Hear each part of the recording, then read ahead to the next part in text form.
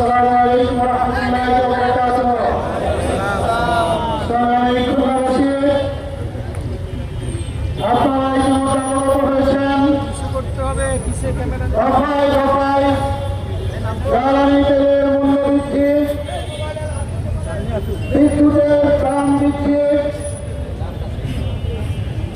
দ্রব্যমূল্যের ঊর্ধ্বগতি, এই প্রতিবাদে এদেশের মানুষের প্রান্তীয় সংগঠন বাংলাদেশ জামাত ইসলামী কেন্দ্রীয় ঘোষিত কর্মসূচির অংশ হিসেবে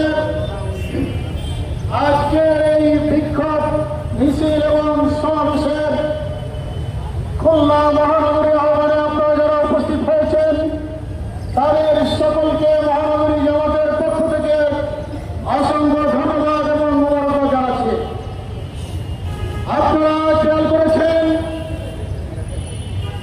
যুক্তরাষ্ট্রের সাথে ইরানের যখন যুদ্ধ শুরু হয়েছিল ঠিক সেই মুহূর্তে গোটা বিশ্বেই জ্বালানি তেলের একটি সংকট দেখা দিয়েছিল।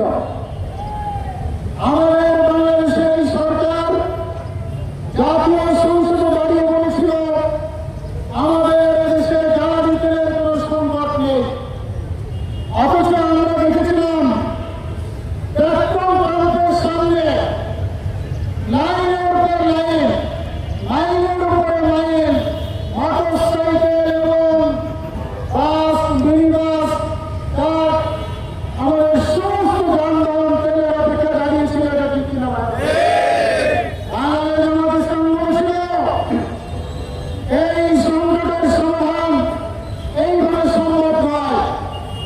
আমরা দেশপ্রেমিক নাগরিক হিসেবে সরকারি দলকে অনুরোধ করতে চাই, আপনারা এবং বিরোধী দল সকলকে মিলে একটি কমিটি গঠন করুন।